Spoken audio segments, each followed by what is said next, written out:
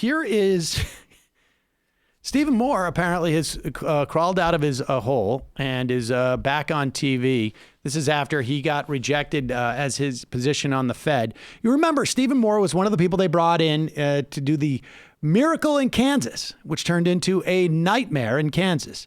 So much so that Arthur Laffer became a Arthur Laughingstock.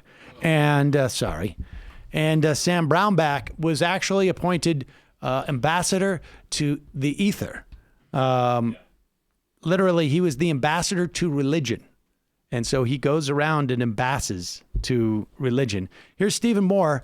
He's on Fox and Friends talking about another Trump tax cut that's going to come if he gets reelected, supposedly.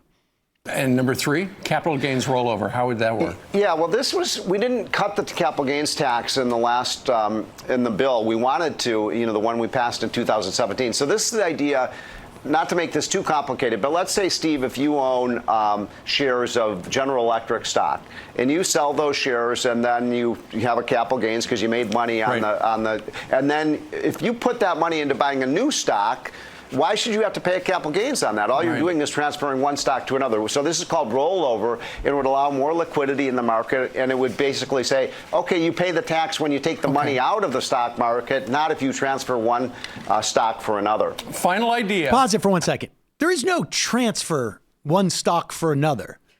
There's nobody on the stock market who says, like, hey, if you give me your GE shares, I'll give you my IBM shares. That's not the way it works. It's a nice little barter. No bartering on the stock floor? There's no bartering, oddly enough. It's not a transfer. You don't call up your broker and say, I want to transfer my stock from one company to another. That's not the way it works. An apartment swap? Nope. It is actually what you're doing is you are selling it and getting, in return for selling it, money. It's called a barter. And then you are taking your money and buying something else. Remember the great AOL Time Warner barter? Yeah, the Wall Street barter.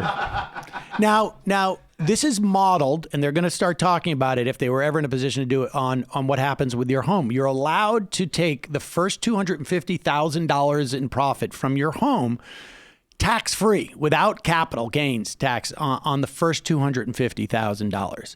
And the theory being that you want people to be able to sort of like buy a bigger home is, I don't necessarily subscribe to this, that you should be doing it, but this is the theory anyways. And then the idea is that it releases housing stock and it encourages new housing builds.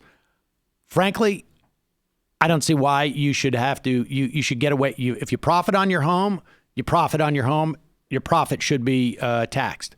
But this is what they're going to model it after. But there is no redeeming value other than, as he said, liquidity in the market. Now, it doesn't create more liquidity. All it does is it gives rich people more money to go park it in the market and to gamble with it. It's bizarre, but no, it's not bizarre. It's completely to be expected. Private accounts for Social Security. And you know that people are going to see that and they're going to go, wait, what are they talking about now? Well, this is an idea that I don't know if the Trump administration is going to embrace, but it's something I think for middle-class people would be one of the best ways for every American to own stock in America. So instead, the idea would be, rather than having to send your 10% of your paycheck into the black hole Social Security, you'd be able to put that into a personal account, like an index fund. And that means, Steve, everybody in America would benefit when the stock market goes up. Well, thank you for perhaps coming attractions. Let's pause this. First of all, Social Security is not a black hole. You can ask any people who have reached the age of 65 or older over the past 70 years as to whether it goes into a black hole and never comes out.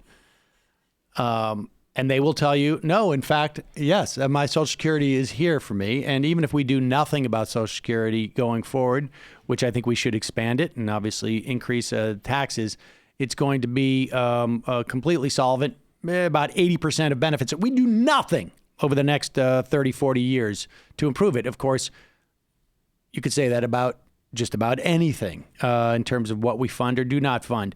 But the idea of having private accounts, as if, let's say, there are I don't know, 401ks or IRAs, and Google the words "the failed experiment of the 401k," and you will see in what kind of dire straits the boomer generation is in terms of what they have left for retirement. Social Security is going to be such a huge factor in keeping people out of poverty over the next 30 years.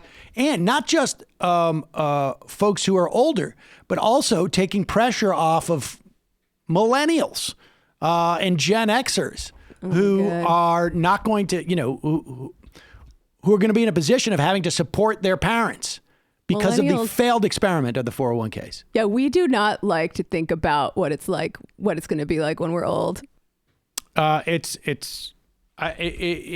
to have to do something. We're the brokest generation. I think people born between 1980 and 1985, I read, people who graduated around the financial crisis, took a hit to their long-term wealth that they are not expected to recover from, or should I say we? If you look, I just saw a stat.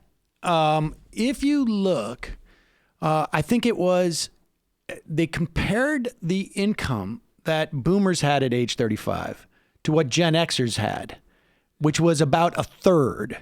And millennials, I think, have literally a tenth of what boomers had. That sounds about right. I can't remember exactly what the but you know what? The Whatever. Share of the national income, maybe. Let's just give everyone their Social Security and poker chips and see how they do. Here it is. So a fraction of all U.S. wealth owned by boomers and Gen Xers when the average member of each was age 35. Boomers in 1989 owned 20% of the nation's wealth at age 35.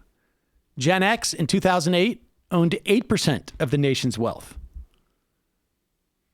The average millennial turns 35 in 2023. Right now, they own 3%. Yep. Now, presumably, they're going to own more theoretically, right? Because you've got another 4 years, but it ain't going to go up that much, folks.